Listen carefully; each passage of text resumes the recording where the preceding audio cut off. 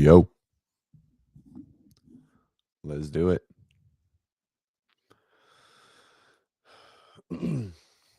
I was I wonder if anyone's even gonna be up. It's the 4th, so I think people are still waking up early. A lot of people aren't working. Hmm. Oh well. No one's here. Kenneth is here. That's all that matters. What's up, Katie? 2 people. Oh yeah. No one's awake. That's all right. All right. So I was gonna set up in my garage today, and because I have a big American flag, and I woke up late. I was up super late working, and I woke up like I had an athlete call. Everybody's sleeping. Pussies. Um, I had an athlete call at 6:45 that I literally just hopped off, and I was like, well, I guess we are gonna run that and right into it, which was good. It was really good. It was very motivating. Uh, we Ben started doing basically a call to every athlete that joined our academy. And so we're going to implement a system where I do a call with every athlete that joins our template program, so our accessory or our daily program. So we're starting to get that rolling and figuring out what that looks like. And it was good. It was really positive. So, yeah. All right. Everyone's sleeping. They are. Craig, what's up? Craig, did you book a call? Make sure you book a call, big guy.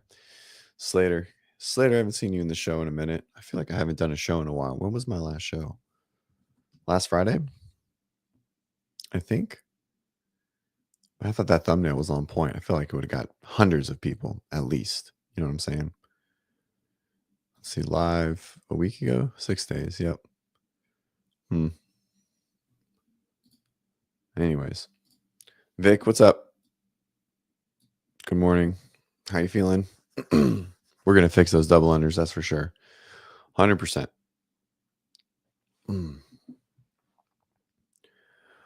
Oh man, happy July 4th to everyone listening. I was trying to figure out what I wanted to talk about today, and I'd like to do a show where we don't talk about CrossFit, but it's just not going to happen. I like it too much, and it's just what I do, and so I can't do it. I can't talk about anything else. So it's July 4th. What's everyone's plans today? What are you guys up to on this?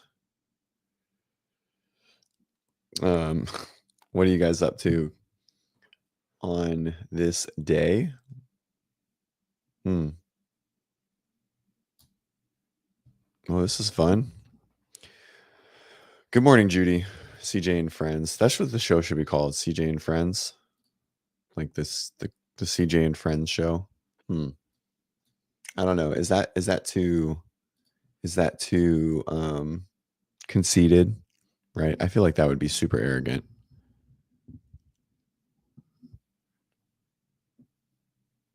What do you think? I don't know. CJ and Friends? Probably. I've been considering trying to get a co-host for this show. What do you guys what's the peanut gallery think? I feel like the conversation would flow a little bit better. I mean, I think it goes okay now, but I don't know. I'm feeling kind of stale, but I mean, it is that time of year, sort of, a lot of oomph during semifinals, and there's like this month lull. Start doing some afternoon. It's just so hard for me to do an afternoon show. Like it's so inconvenient for my work schedule, my family schedule. Yeah, the trick is depends on who and start slow. The trick is I got to get someone that wants to get up at 7 a.m. to do this show because I can't do it another time. Like this has to be the show, right? Judy's about it. Thanks, Judy. Um, you can do that on occasion. Guest co-host. Yeah. I think it needs to be like someone European because no one's getting up this early. Um, yeah, there we go. Just not the Travis guy. Travis was solid when he cared about CrossFit. He was a great co-host, and then he wasn't. And then he just kind of like lost his but I love Travis. I thought he was great. I was super thankful for him being a part of the show to get started. Um, and then things just happen and people drift. Um so dude, I was literally just about to talk about this, Kevin. JY's meltdown. No, JY is certainly not going to be off the list. JY is a good friend, man. I love that guy. Um, no, no, the meltdown was big on Wednesday though. I think he overreacted. I texted him about it, and I think he should still do the list, right? And put the work in. Um, but JY doesn't. He works this early in the morning. And he no JU, no Jew, JY. No, John's very specific to like what he's specific to. This show is not really for that. Like it would just need to be someone like in the space, not even not in in the podcast space would be my thought. I was thinking of like asking Amanda Hari um to do it, but it's like 5 a.m. for her and she's an anchor, right? Or like a reporter. So it like doesn't work out. And then I was thinking about asking Jenny, but it's just not the jive. So um yeah, I was gonna get to that. No, God, Bryson, no. Not because of that. Bryson won't jump on my show. Uh I was just gonna get to that, Avera. Vera, you haven't commented in a while. I didn't think you were watching the show anymore. I felt like you've been quiet. Are we mad at each other? Are we bickering? Good morning, Lewis. What's up? What's up? Claire. Claire could be good. And she has a good that's not a bad idea, actually. But I know she's not up at 7 a.m. Maybe once every now and then. That's actually a really good idea. I'm gonna jot that down. Um, she pops into the show every now and then. Yeah, me and Ben do have good conversations. Ben would be the perfect co-host if he followed CrossFit a little bit more, um, and if he got up at 6 a.m. his time, which he does not ever. So he's in Mountain Time, so it's not a thing. Um, that's actually not a terrible idea to ask Claire. Um, me and Claire have enough health shit to go around. Um, yeah, that's not a bad idea. I need someone in like the Eastern time zone is the problem. Um, see who gets more hits. I don't, man, obviously I like hits, right? Um, Vicky says rotate, see who gets more. It's going to be a short list of who wants to get on this early in the morning and just talk shit like without a lot of structure. Um, because I'm not going to start spending copious amounts of time for um like spin puts a lot of time in before each show, you know. I still want it to be super free flowy. um yeah. Barclay, no, Barclay's not, he doesn't, I don't think he actually likes being on screen. um Little behind, anyways. Well, we can figure it. I want someone not in the podcast space, but that does have an opinion. I don't know. um Vicky, perfect, exactly. Vicky, you just need to make sure you come with the perfect background. The virtual background is very important each day. Um, so yeah, so we'll hit a pause real quick. Come back to Slater. Slater said he was squatting yesterday, felt a huge pop in his groin, waiting on the doctor to get diagnosed. It sounds, Inavera commented.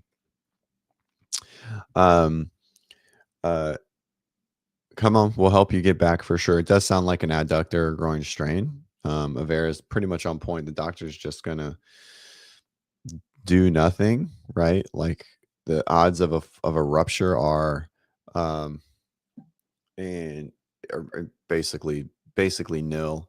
But you, I mean, it's just a strain, right? It's a pretty, probably a big one. It's going to take a while, but you don't need to go. You don't need to go through that route, right? Like it just doesn't.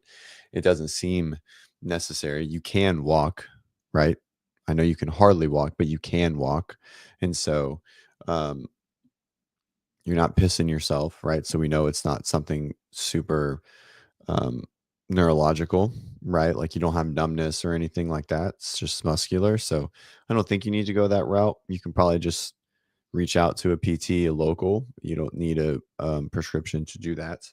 Um, and or you can reach out to me and we can get you on the right track and get you back quick. So, which obviously I think the latter is the better decision. But I don't think I agree with Avera. I don't think you need a doctor. They're just going to look at it and tell you that. They'll put you through an x-ray, charge you something for no reason.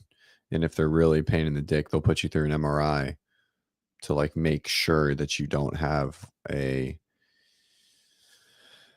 I don't know, like a hernia or something like that if they're a real dickhead. So, um, yeah.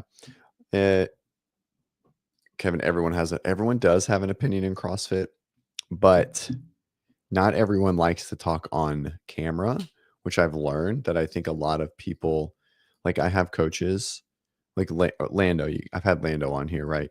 If I can get Lando to talk and really like get going on a topic, he is fantastic, but he's just not a big talker. So there has to be a personality that comes with being on screen. Um, and so that's also another thing. Claire's not a bad one. I'm definitely gonna reach out to Claire. Um, Garrett works in the mornings. I've thought about having Garrett on, um, uh, but and a lot of people work at this time too. It's kind of a weird time for a podcast, which is why I like it. I wish I could do it like an hour later, like start it. Anyways, um, this is fair. Okay, so you need a doctor's note. Um, uh, Start an hour later, and like run up all the way until 9, which is whenever Savon starts. But it is what it is. Maybe one day. I've also been thinking about doing it's like a Saturday Sunday show a little bit later. Um, like instead of Friday, do like Wednesday, Sunday, something like that, or even a third show, like a morning show on the weekend, but not this early. So like 2 hours later, like I'd start at like 9 Central or something like that. Um, but I don't know. All right, Aaron, what's up? It's been a while. Uh, Good to see you. Good to see you. Last time you were commenting through the show, I feel like you catch pretty much most lives, but you made a donation, so I still appreciate that. Um, Garrett or Slater still needs a doctor's note. Um, uh, but yeah, but just a call away. Hope you get back for sure. Um, so I had a athlete call right before this, like I said, and it was a new athlete. He's only joined for a few weeks. Um, and it was it's super motivating to talk to people that are really invested in themselves and CrossFit, and growth um and obviously our product, because when you have a product and you're competing against viral competitors, right? Like Mayhems and Provens and Invictus and Sentinel, etc. Right? Like people jump and switch programs all the time, and you see people come in and out, and there's a lot of churn, and that churn just really gets, um, demoralizing.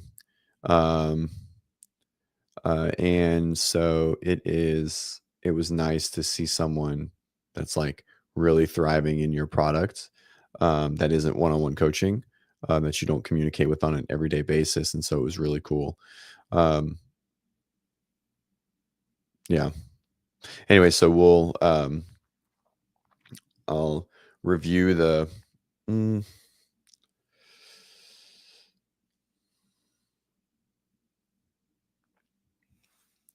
review uh, the AI note taker. We'll keep improving the product. Um, but yeah, we'll start. I'm going to have a call with every single person that joins our program moving forward, which is either going to bite me in the ass or be a really good thing, which I think it's going to be both, but I'm excited about it. I love this. I love talking to the screen. I love talking about CrossFit, but I like even more talking to people. I sit in this room for so many hours a day talking to a screen because I review athlete video and I write programming. And so it's nice to actually have someone on the other side of the screen, um, that isn't like a work Zoom meeting. So anyway, so if any of you are looking for a program and you want to talk to a coach, me directly, one on one, privately, you get one of those when you join. So, anyways, um, Judy, did I have fun on Outside the Box? Yeah, I love those guys. I think Jake and Jan are. Um, uh, I think Jake and Jan are, um, underappreciated minds in the space. Um, and I love that they are getting their own platform. And I talk like this isn't trying to be like patronizing to them or anything like that, by any means, because I think they are well further along in their career than I am, and I look up to them. I just happen to be on a bigger platform in general, but um, and um, I love the live show. I think that's really good. I think yesterday's was really cool watching Gus finish that workout, which was super impressive. Um, they do a good job. They're fun, and I think they're really good dudes. So I hope that keeps growing. Judy, I'm glad you watched it. You should watch it every Thursday. It's really good. They're funny. Jake and Jan write really good workouts. I was pretty disappointed in the workout they wrote me and Gus, but it was fine. I ripped in both hands during a strict pull-up workout. Aaron on the way to the gym to do Glenn. Glenn, that's a named workout, right? Glenn CrossFit. Oh, it's a hero one. That's right. Is this the carry? Oh, the run. Oh, this is such a good workout. Oh, oh man. So for those that don't know, Glenn, oh, man, dude, this is one that I haven't heard and seen in a while. I love getting reminded of old workouts. Um, Such a good one. Um, when did Glenn CrossFit? 2012. Here's a better. 2012. So December 10th? No. How do they do it? They do it backwards. So this is fuck. I can't ever remember. It's like the 12th of October 2012, right? Day, month, year. Yep. So either way, that's the same. Man, what a good workout. 130. So Grace, mile run, 15 rope climbs, mile run, 100 burpees. Hell yes. Dude, hell yes. Such an awesome workout. Oh, what a good one.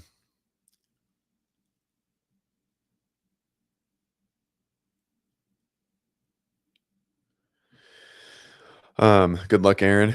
It's a tough one. It's such a long workout. All right. So we're looking at like, because you're gonna pace it. So 5 minutes for Grace, 9 minute, 8 9 minute, 8 to 10 minute run. Uh 15 rope climbs is gonna take anywhere from 5 to 15 minutes.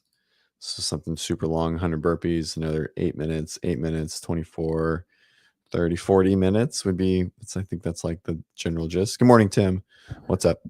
Um, so anyways, back to it. Good luck, buddy. CJ, most people in the shop like competitive exercise. They do. Find an up and coming athlete, make them relevant. Yeah. I kind of want to do that with Gucci, but I don't know how good she is on camera all the time. Um, but she's definitely it. Like that's like the gist. We coach all the masters. No one, people care about masters, but they really don't. They do from a motivational sense, but from an entertainment sense, they don't. Right. Um, but anyways, uh, Kenneth. So we're sliding back a couple minutes. Apparently, calling someone a camp hopper has a negative connotation. It does. Um, uh, but where did that come from? Do you have a background for that? Misha, question for Jen Pop. Sub 30? Dude, sub 30 is cooking, Aaron. Sub 30's cook. It's fast. Be really fast. Those rope climbs are going to take a long time. I don't know if I mean, I'll be super interested to hear what your speed is. Misha, question for Gen Pop. Is it sensible to switch programs every 1 to 3 years? I've tried a few over the years. They all have their bias. I think the only I don't think it's the right play in general. Certainly not every year. Maybe 3 years, but you have to just look at your progress, right? Like don't in motivation, right? So those are your two drivers. If you really enjoy it and you're still getting better, okay, then I wouldn't switch. Don't switch because there could be a bit. It's like the grass is always greener. It's not, because while they all have their bias, they're all pretty much the same, right? Um, and so obviously I am biased to ours. I think ours is much more well written for masters athletes and not an RX program whittled down for masters athletes with some um, like good reasoning and then a lot of arbitrary adjustments and scaling for difficulty of workout, but not for volume, right? Like I just think a lot of the programs have way too much volume for people not going to the CrossFit games in the 30, 40, 35 and 40 division or higher, right? Like, or like a higher level, like individual um, and so even for the 50 and 55s and 60s, they have muscle ups in there all the time. And I'm like, guys, the fucking like 10 people in the 60-year-old division can do muscle ups, like in the entire division. So maybe all 10 do mayhem or whoever it is. So, um, uh, while I think they all have their bias, I think a lot of them are very similar. I do think a lot of the programs are over programmed for masters athletes, especially everyone here. Unless you are going to the games and you're a perennial games athlete in the 35, 40, and maybe the highest level of 45s, because I coach individually a very high level 45 female. Um, uh, I think they're all just way too much volume, way too much. No one in that age group needs to train more than 90 minutes a day. Certainly not 2 a days. And so anyways, but no, I don't think jumping is ideal. I think jumping is ideal when, if you're solo and you're training by yourself fully. I think in the masters group, in in the age group world, I think motivation, fun, and a little bit of iron sharpens iron. So just who you're training with, it supersedes all of that. So if you like the program, don't leave. If you're bored out of your mind, then probably leave. Right. And so that would be the only reason, but you should never try and do that every year. That's not going to be ideal. One, because it's going to be really hard to hop right into another training cycle that's lined up well. And so that's really important too. So something to consider, right? If you like finish a cycle or you change and you're in the middle of another training cycle and you're 5 weeks in and it doesn't line up to what you were just doing, then we're looking at like 5 to 8 weeks of adjustments or figuring it out or making changes, etc. And that's a huge portion of your training year. You're talking like 10% to 20% of a training cycle or a training year, right? A macro cycle that could be altered because, like you were bored, right? So not my favorite. All right, so we're way behind. um, okay. All right, so we're way behind. You guys just hang on. Kevin, here's a topic. I coach someone under 18. I coach some under 18 field sports teams. I find it hard to get buy-in from all the players. Um, Others can't be bothered. How do I get the uninterested ones interested? That's a great question. I don't that's not your job, right? That's not your job to motivate them to want to do the sport. Your job is to provide them the best platform to excel in where they want to excel, right? I'm assuming the under 18 field sports means that it's like rec style, because if it's high level, they're all going to be interested. And so this is something I've really struggled with as a coach over the years. And I've had mentors that have like walked me out of it.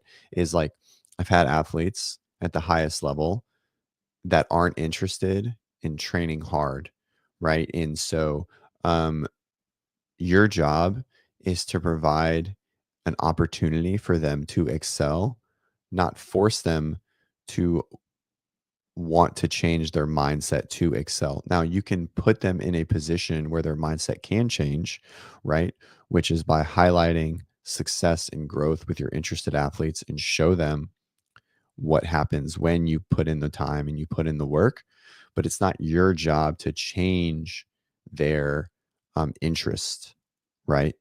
Um, uh, and so, with that being said, if you're really trying to do that, it kind of comes to you, right?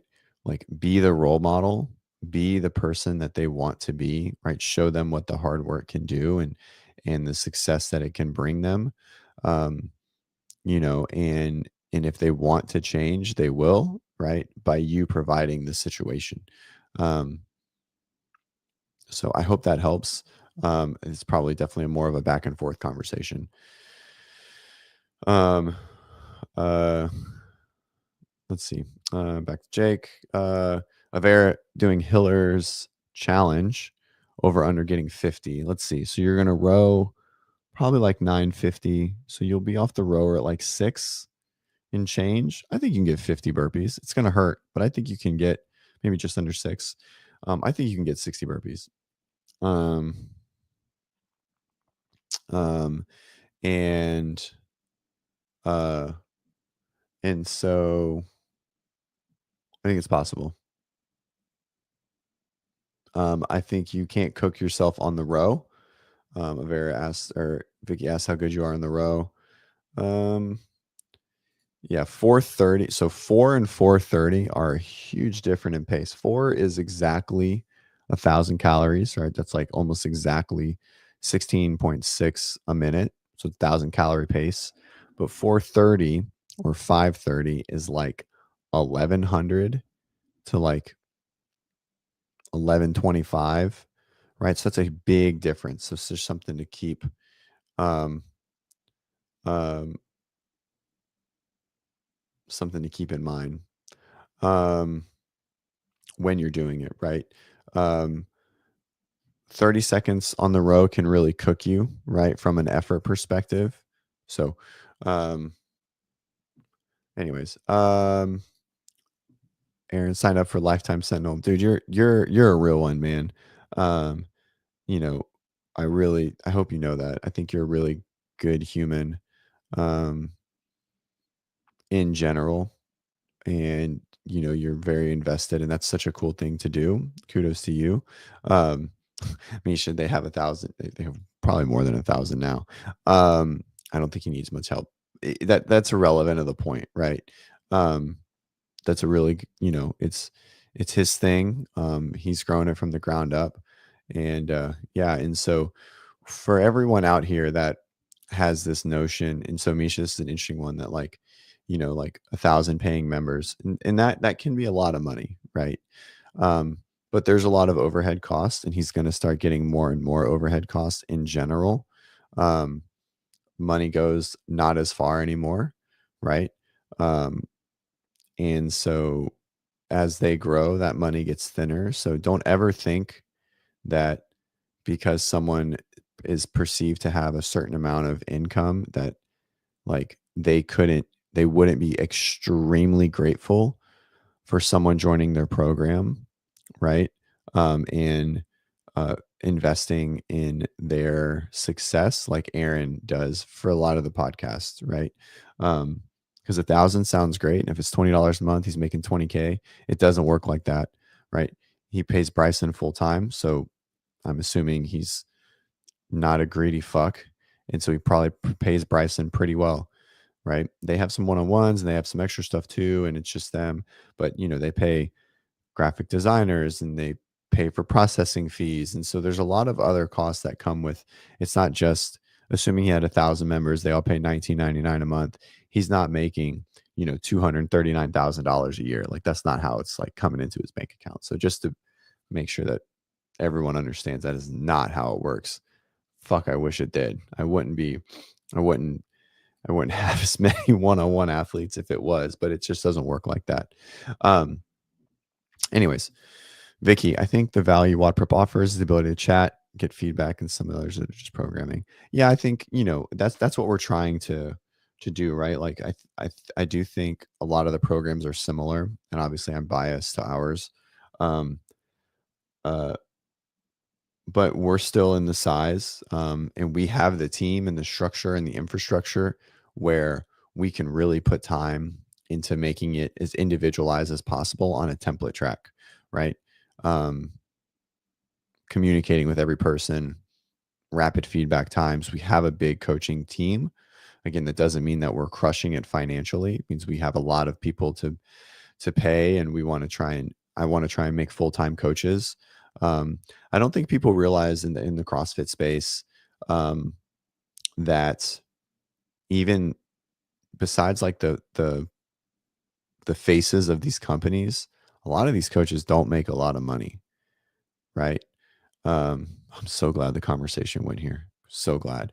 Um, and a lot of coaches have second jobs, or they do it part time, or they still coach class, and they are still piecing together their income. They're not coaching full time, right? Or they don't get paid from whoever full time to do it, right? Mayhem's an exception. Proven, these bigger companies are probably exceptions, but something like TTT has like 30 remote coaches. None of them are like hardly any of them are full time, right? Your couple of faces are that be it on the podcast and that are in person. Um, you know, but even some of them have other jobs, right? And so it it's not as lucrative as you guys think. I would like it to be, and we've worked very hard to make it a job, right? I don't do anything else. This is what I do. Um, and but but I'm certainly not the norm. Um, and even within WODprep, right? Like not all my coaches are full time, but we're trying to get them there, right? And that's the goal. That's always the goal. Um, so if we have to provide more value, then we continue to provide more value to get people to stay, get people to come in, to set ourselves apart, etc. All right, what's up, Christian? Good morning. Um, right, taxes. Yeah, and so again, right? I'm not. Yep. Very good luck, buddy. It's good. It's a tough one. You should video it and send it to us. You can blur your face out the entire time.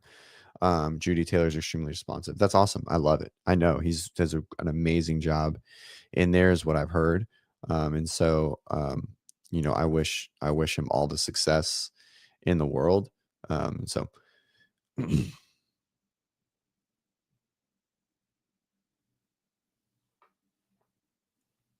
um, yeah. And so this is a real thing, guys. I hope everyone knows this.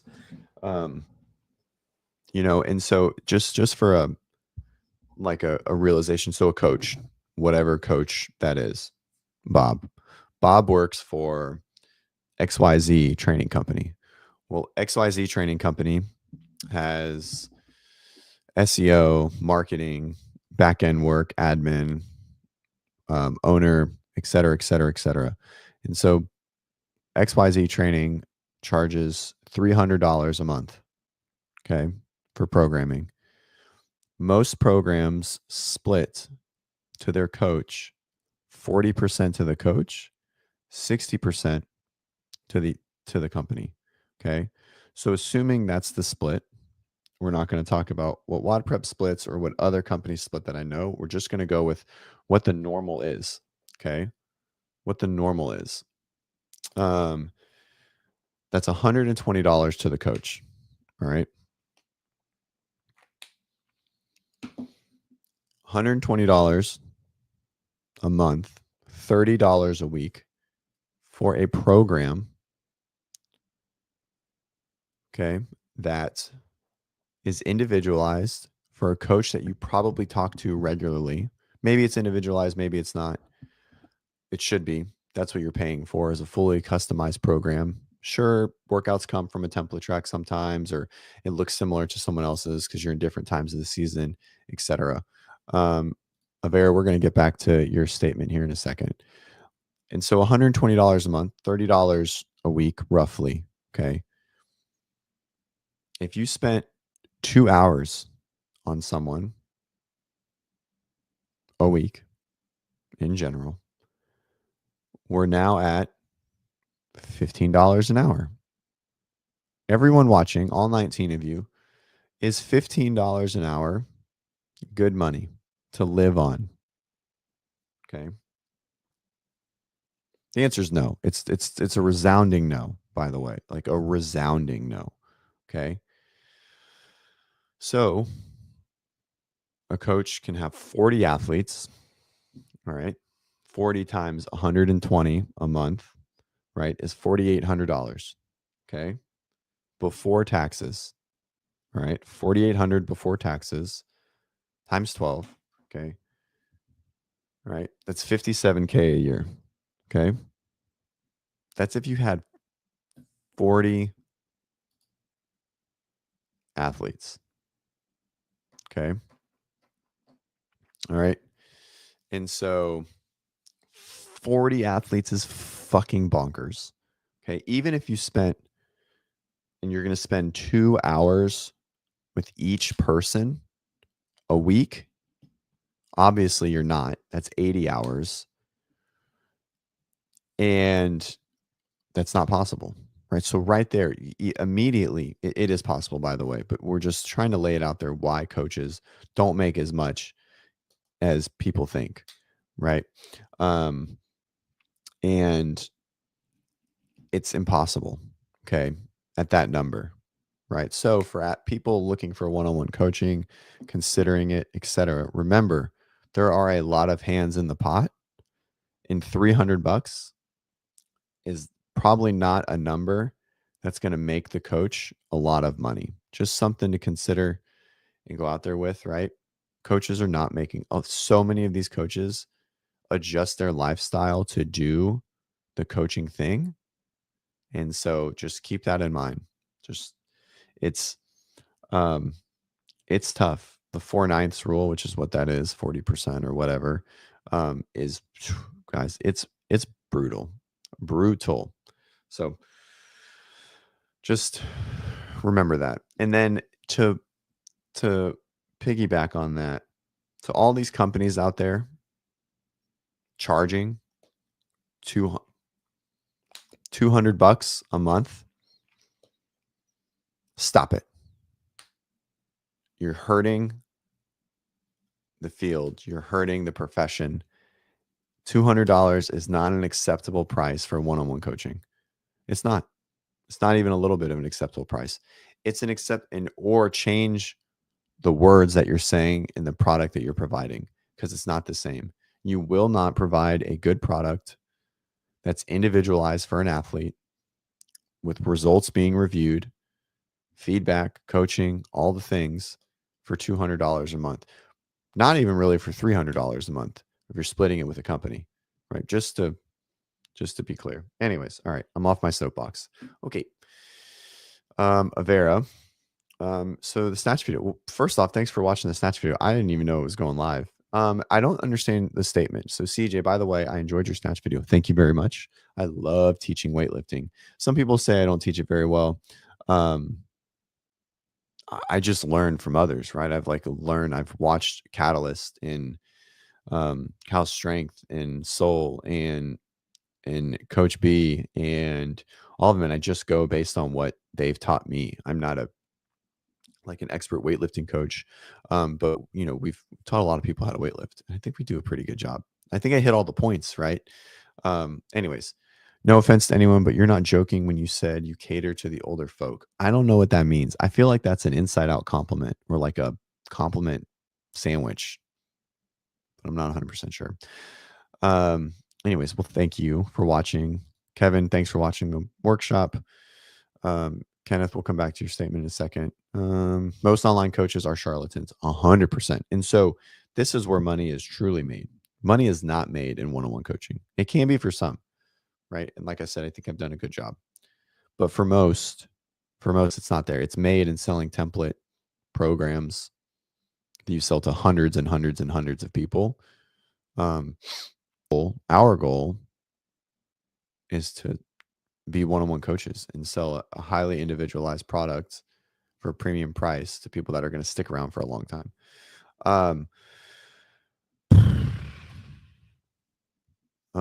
Thank you.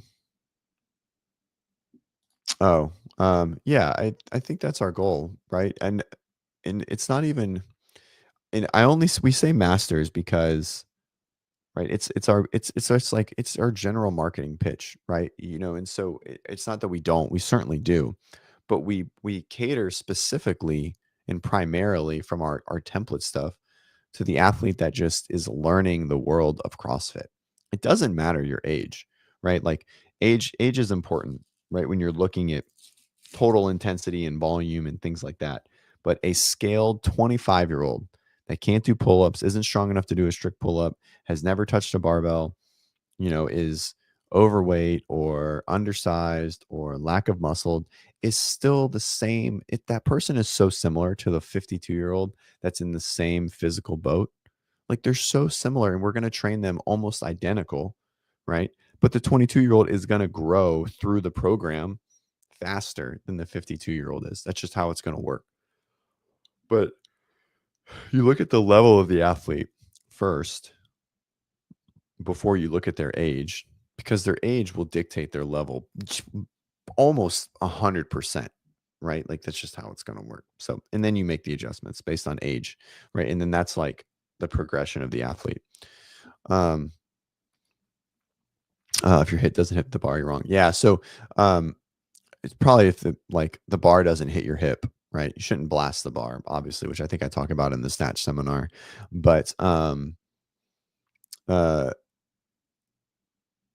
yeah, like a lot of people can have a really straight bar path and it not touch the hip, and then I mean, their snatch really is below. It's trash.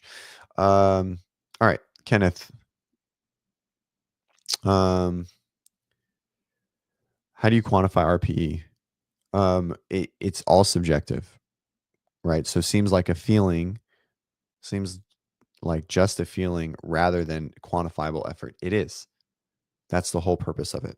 So RPE versus percentage or linear based periodization, right, is the concept of taking percentages out because percentages technically will be more undulating based on how you feel that day, right? And RPE takes into account, theoretically, it takes into account all the other factors in life every single session.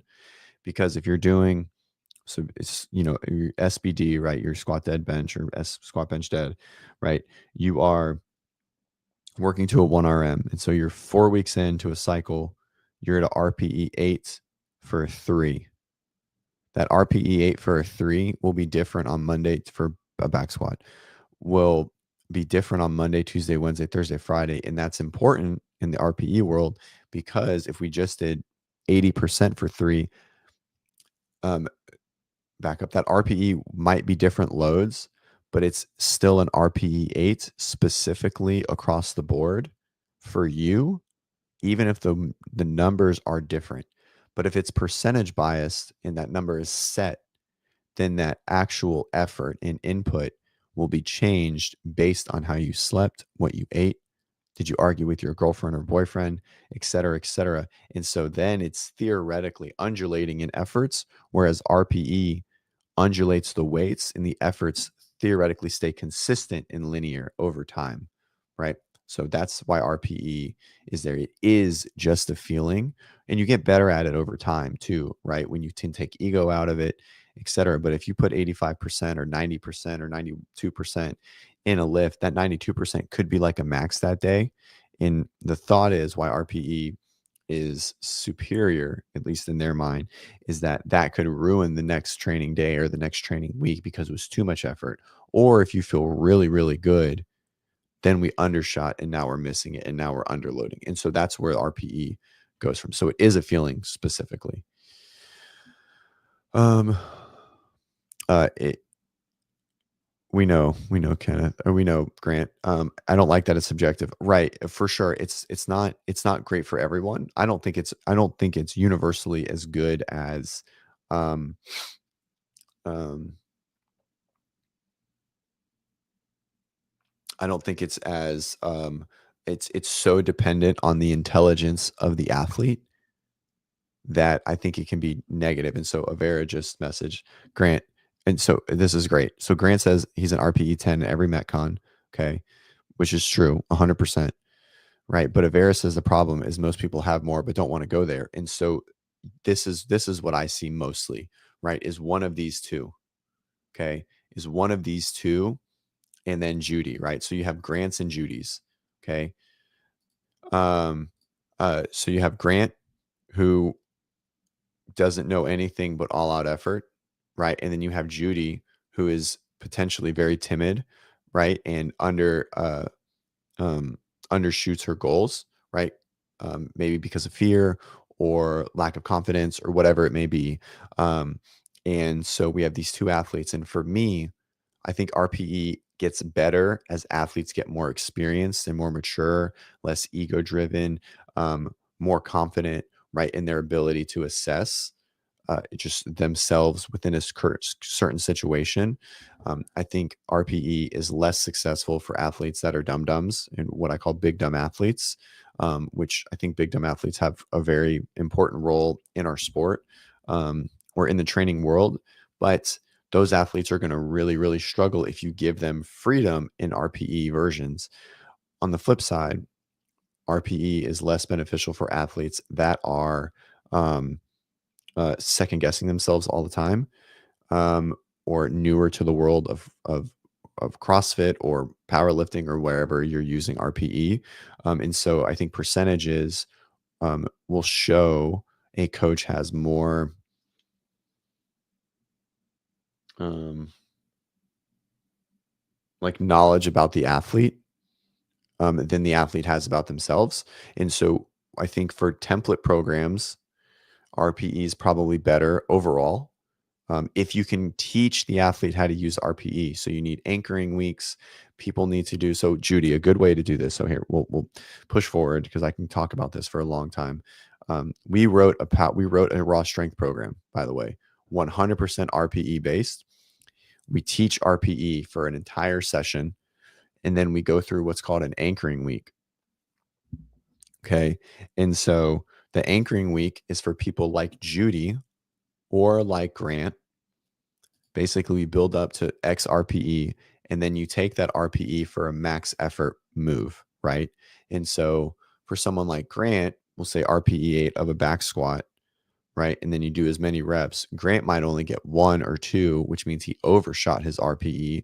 And what you do is you take that information, you put it back into your training, right? And you know that when you feel like this, then that might be a little too much. I need to walk it back. But for someone like Judy, an RPE 8 back squat, right? Um, an RPE 8 back squat, she might get 10 reps, which is most likely it's very, very, very specific to a female thing. Females do much better with volume. They don't do a great job assessing intensity, especially females that started strength training and strength sports or strength training late in life, right? You see a lot of people they'll basically females undertrained females will hit like 10 bench press with an empty bar, but as soon as you put 5 pounds on, they go down and they get stuck, and they don't get stuck because they can't do it.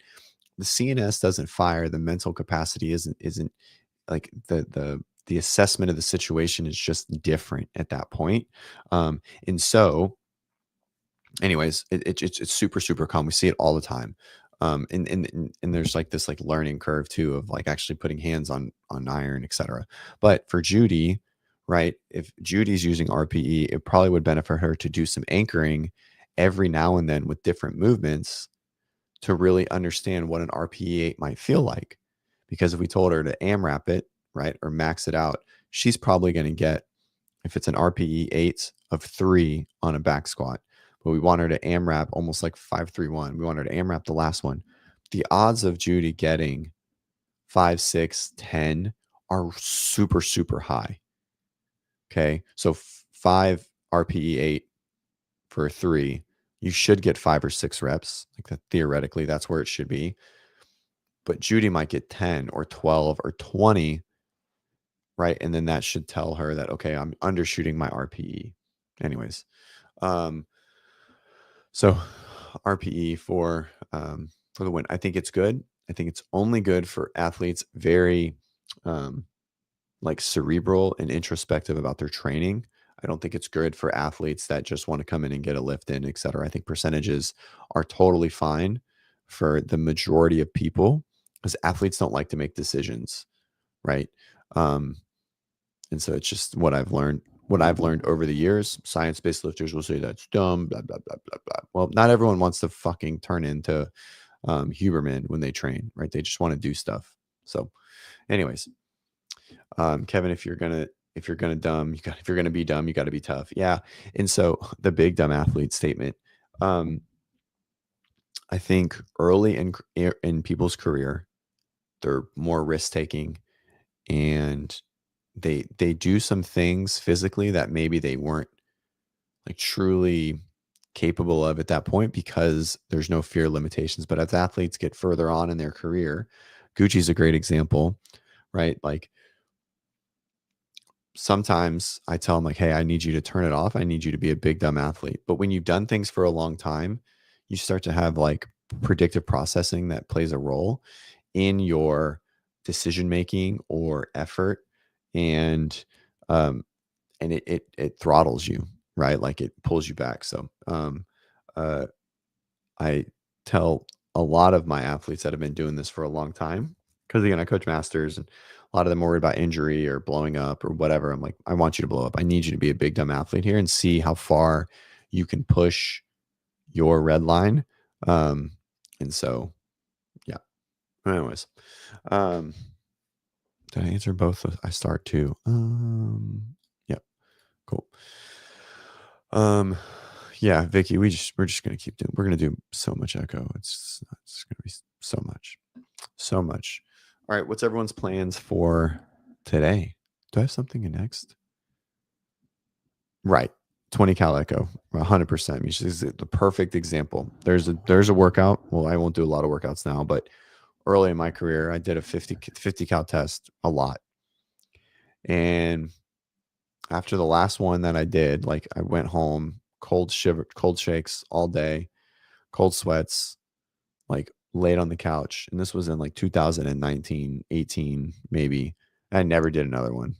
Not like I've done 1 minute tests, and I just can't put myself in that. I couldn't put myself in that position anymore. Right.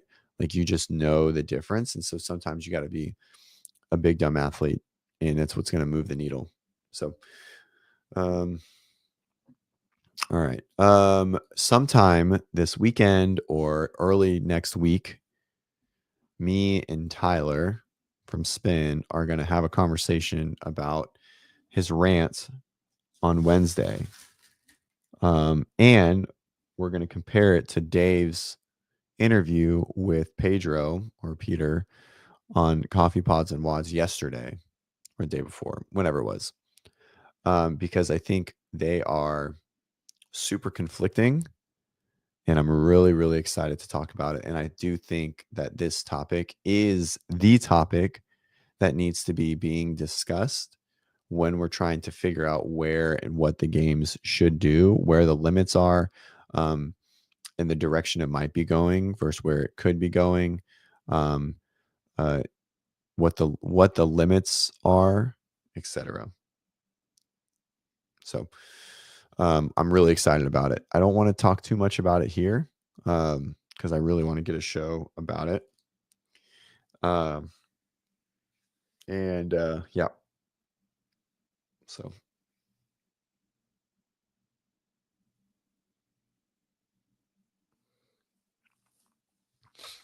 um,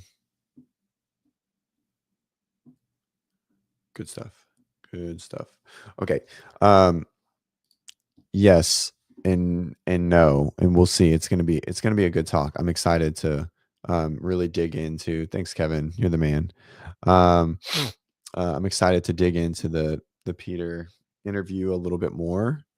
I'm probably gonna go for a run and listen to it, or maybe a bike, maybe a row. I think I'm in a row today. I've ran a lot this week. I've ran like 10 miles. Um, no, I've ran more than that. Like 12 miles. That's a lot for me. Um, and yeah, I was up late last night working and I was trying to watch the fee video and I was getting too distracted, so I had to turn it off. So, but I did hear that it was good. So, but I am excited to listen to Peter, really dig in with Dave. Um, Christian running a ton right now, getting ready to smoke all.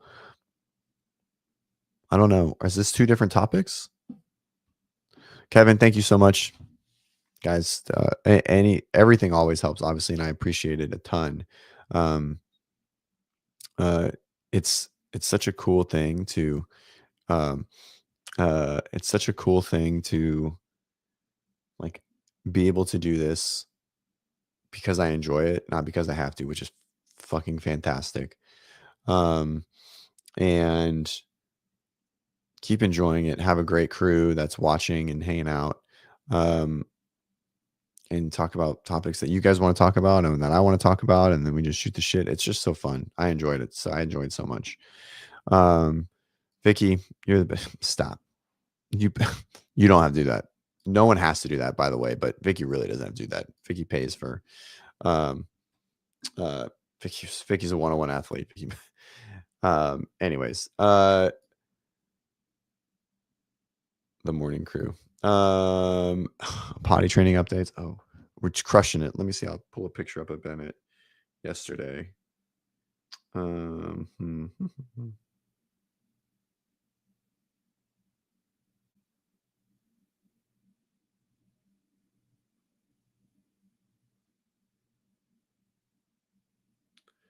I'm gonna send it to my thing. There we go. We'll do this one. I haven't been watching Road to the Games, and it's interesting because I've heard they were really good, but I mean, I just haven't been watching them. I don't know why. It's um, I don't know. I need to. Like, I haven't watched any. I don't even think I watched Abby's the first. I didn't watch the first one.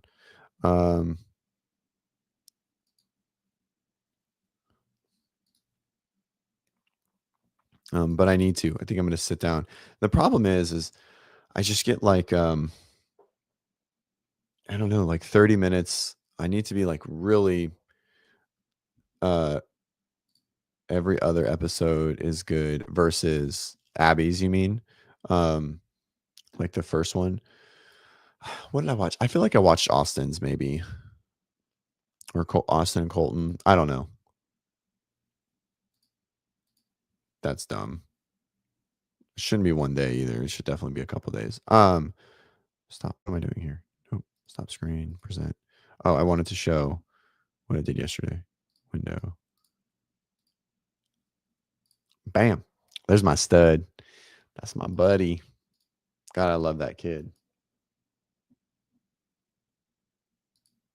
We went to the Naval Museum yesterday. Um, and yeah, he had so much fun. God, I love that kid.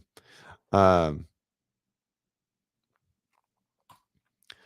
So this was to the potty updates. We're also potty training. No diapers. So um we got to the museum, and like my wife had to work, so she couldn't come. And we went with a bunch of friends. And there was a clear bag policy. We didn't have a clear bag. So she packed this diaper bag, had everything, food, and like if he TT'd himself or if he whatever, change of clothes and all the stuff. And we couldn't bring it in. And so it was like I told her, and it was like full panic, but it was fine. He was great. Ran around. I had some snacks in my pocket so we could take some pictures, and because you have to bribe him. And it was awesome. It was amazing. Anyways, that's my dad. That's my guy. That's my guy. Um, are my shorts long? What? Hold on.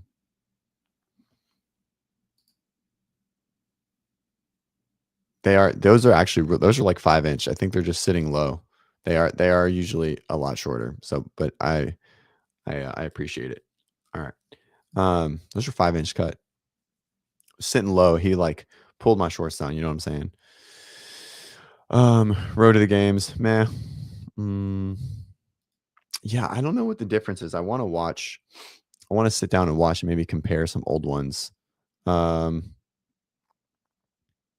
to like what the difference is. I feel like it's just like a hype, training just looks so different nowadays, which is sort of like rolling into people they're smarter, which smart training is fucking boring. I just want everyone to understand that. It's the smarter you train, the more boring it is.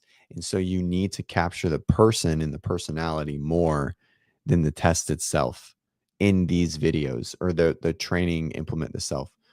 Um, uh, and so it's an interesting one because I think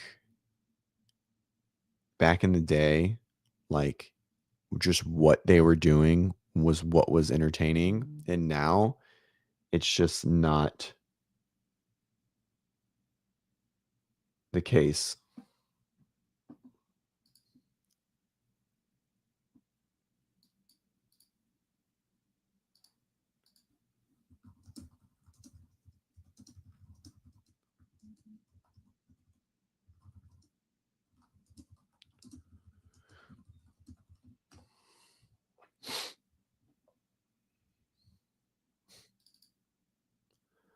Um,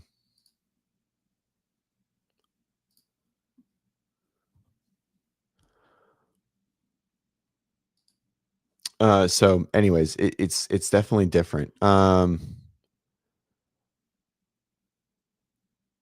Yeah, I think trailer for the games. Yeah, I mean it was before too.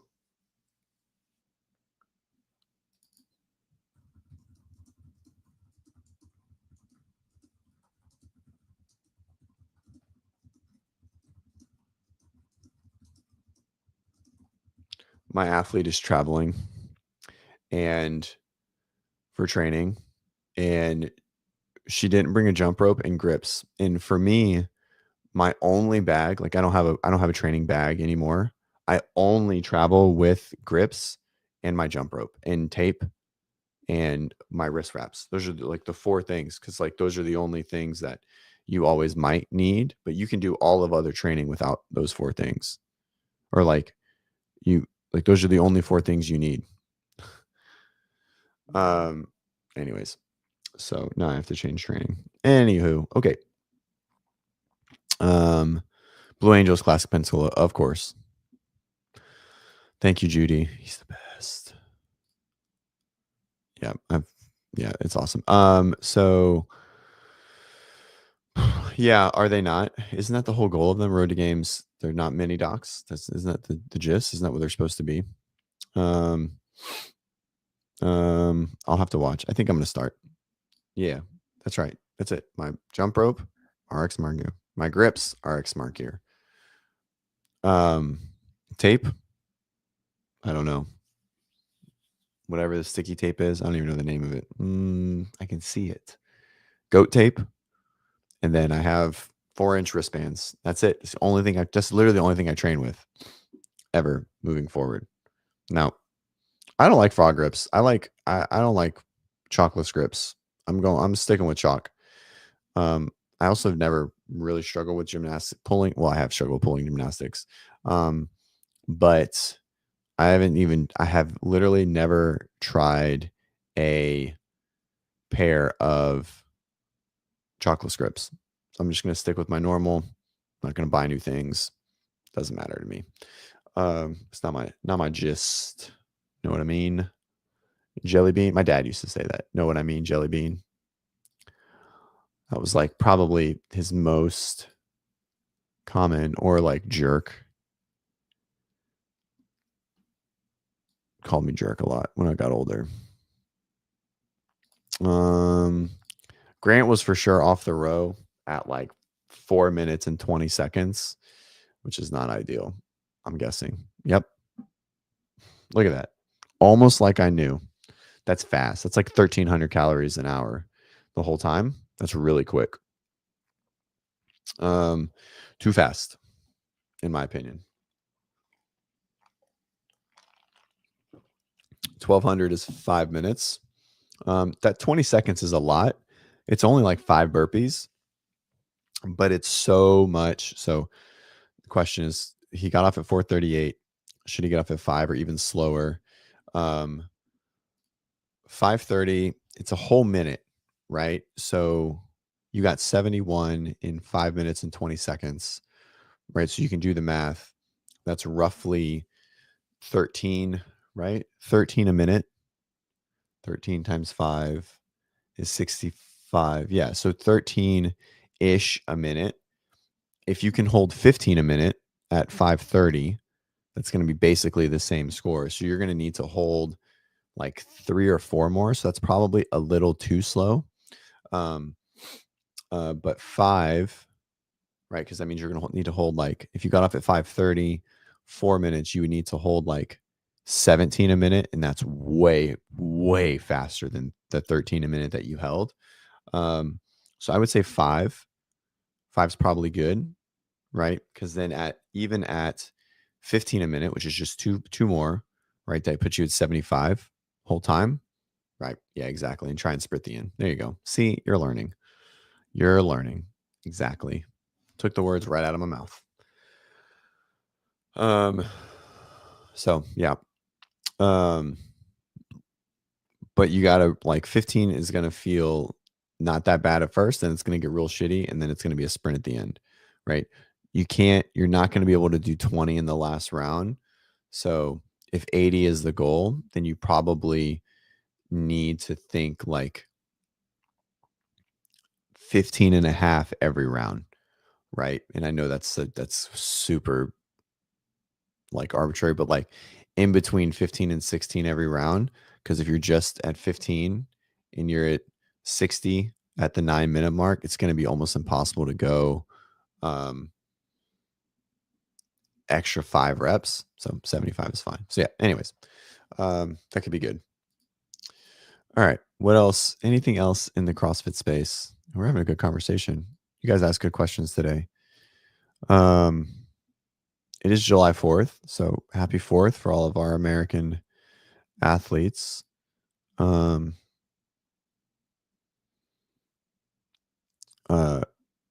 people watching. Did I do event 1? No, that's a lot of running. CJ, did I do event 1? No. 6 miles. Man, I don't want to run 6 miles. No. I don't know. Maybe I will. As I say that, my knees are pretty sore. I've done a lot of running this week. Maybe I can.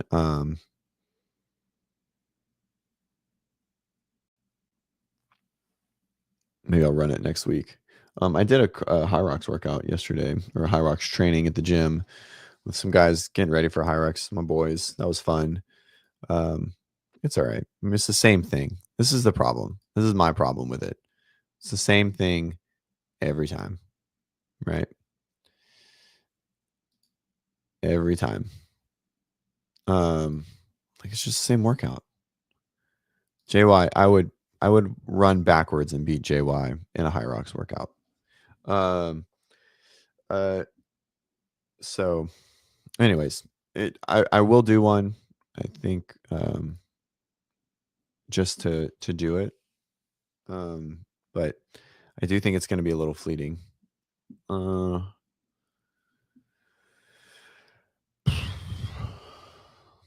but if I were to do it, let's see, if I were to do event one, I'd probably try and hold like, I don't know, like an 8-minute mile ish. Probably not. That's probably fast. Close to like an 8:30 mile the whole time. And so what does that put me at? 6:40. It's 51. Um, mm, yeah. I mean, I think sub an hour would be a really good time for me in general. You got to run hard, man. 6 miles of running, right? Because if you run a 9-minute mile, which isn't slow, like that's not slow at all, right? That's 56 minutes, 54 minutes. For an 8-minute mile, it's 48 minutes. Then you got to row. You still have to row hard. I think an hour is going to be my goal if I do it. I don't know how good of a runner you are. Like maybe like an hour six, something like that. 9-minute mile, 2-minute 500s, 12-minute row pace. Again, so like this is the sub 60. Sub 60 means you're a good runner. It has nothing to do with the row because a slow row is 13 minutes and a hard row is 11. It's only 2 minutes difference there, but 2 minutes over 6 miles is only 20-second mile split difference, right? So, um, and at like the 9 to 10-minute pace, that's not a big difference. Way, way um less of a difference than a 11-minute 2K to a 13-minute 2K. Stefan Sigurdsson, what's the max training volume at 55? So everyone's a little bit different. I've coached multiple 55s in the games, and I think it has more to do with your ability. Okay, because if you are a skilled athlete and you're learning new skills regularly, and a lot of your training is like strict pull-ups and squatting in snatch technique and kipping technique, um, then you can do a little more, right? if and it depends on your goals and your time. And so this is what people don't take into consideration. And I think they should. If you're sleeping 10 hours a night and you're eating 3,500 calories a day as a 55 and you're shredded and you feel good, then you can train more. But most of, like you can split a session. That's great. But 99 times out of 100, that 55-year-old has a job and kids or grandkids, travel for family or demanding work. They sleep like shit because they're a female in menopause or whatever it is, then those things take a huge factor in it, and it has to be less. I think everyone should start around the 90-minute 5 times a week time frame, and then your training can adjust from there, right? And so instead of total hours, we start looking more at like what does the intensity look like over those 5 training sessions and over those 7.5 hours of training, right? um I don't train 7.5 hours a week. I train like an average of 2 to 3 hours an entire week. um right, and I'm just as fit as I've ever been. Obviously I have a lot of other health restrictions, um uh and and so you have to take all of those things into account, Stefan. Like it's not as cut and dry, but I think a great starting point is roughly 5 training sessions a week, 90 minutes, right? Obviously the best is 5 or 6 days a week at 60 minutes in class. But if you're doing your own thing and you're putting in effort, when you start working on skill development stuff, 60 minutes gets really short, right? Because you're doing things with a lot of rest, right? So I think the 90-minute range is really, really good. I don't think anyone over the age of 45 ever has to do a 2 a day, unless you're extremely time limited and you're breaking a 90-minute session into 2 45 to 60-minute sessions a day because your schedule requires that. I think that's different. But no one in the 55 plus age group should be doing 2 a days, especially now. The games have changed. We were talking about this yesterday with the team. We're going to make a mock games weekend for our masters athletes here in a few weeks. And it used to be so important to run people through like a mock games time, because being outside for all 10 workouts was just different. It hit different, right? And so, but now that it's all back inside, it's no different than a normal competition. The volume is maybe a little higher, and it's not as important to really like to be volume tolerant, right? It just isn't. It also doesn't take as long as everyone thinks, right? Your volume should be dictated based on the effort and intensity you can bring to every session, right? What your lifts look like and what your overall fatigue looks like. So all of my athletes train differently. I have some athletes that train like a full 2 hours, even longer, when their session shouldn't even come close to 2 hours. And then I have other athletes that train for 60 minutes and they're both the same exact level of athlete. So, um,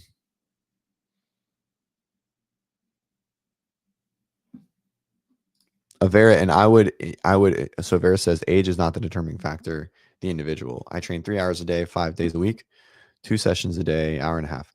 And I would 100% say this is way too much training and not necessary. Like I coach high level semifinal athletes that this is what their training looks like. So, but I don't know, right? Like we'd have to go through it, but I'd probably walk this back. 55 or 50 doesn't need to train over 10 hours a week. There's a lot of not training happening in this 15 hours, right? Like there's a lot of, this includes mobility or like an extensive warm up. Um, and so I think there's a lot of other factors that are probably here. Odds are you're just in the gym or in a training environment for that long, but you're not training even close to that long. And so that's also another distinction to make, an important factor to drive home. But I still would probably walk this back, because I think just being in the gym, I mean, I know you've like set your life up for that and that's where you are in general, but I don't think anyone needs to be in the gym that long unless you're going to the CrossFit games and you're making money from this sport. If you like it, that's cool. I still try to reduce that training session. No one needs 2 a days. 2 a days at 90 minutes a session is silly for literally everyone except like Gucci. As far as my athletes, it's no one. Yeah, sitting on the bike and just like going through social media.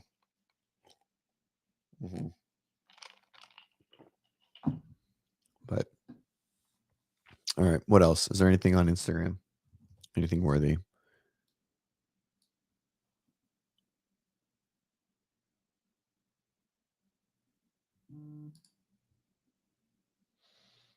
Oh, that's right. I do have something. I knew I did. I was like, I thought I had something at like 8:30. I do. I have a client coming over. Whoops. You were pounding your chest, Avera. It's fine.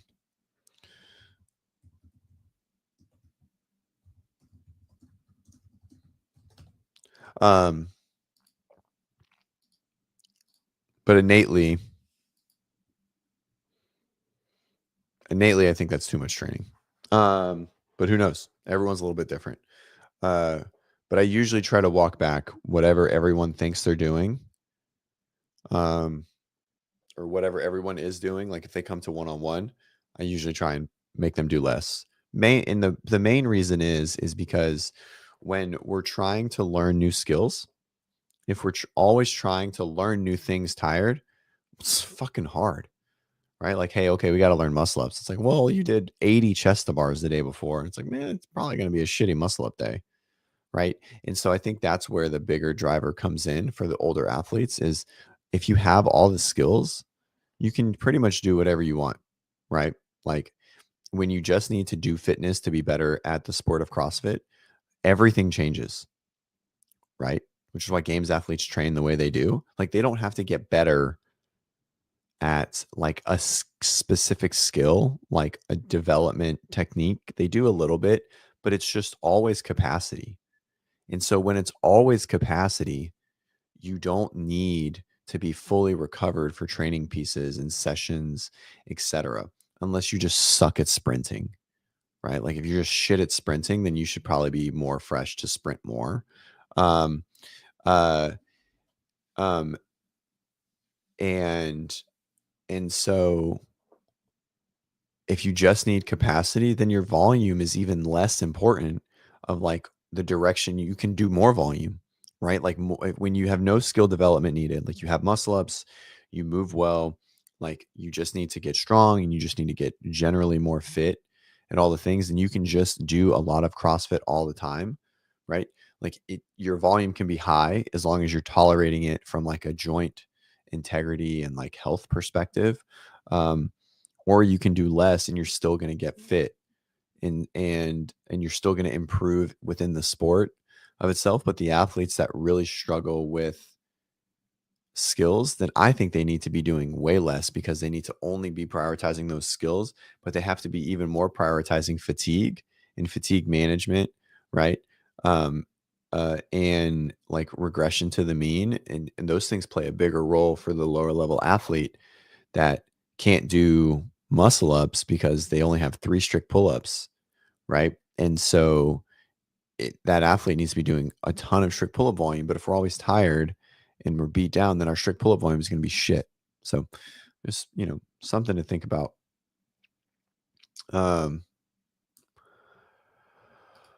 yeah, it's an interesting one. Um,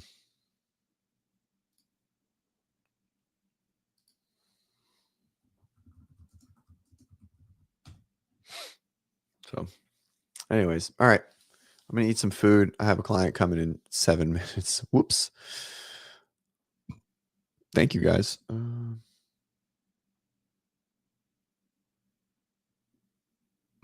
was a fun one. It was a good show.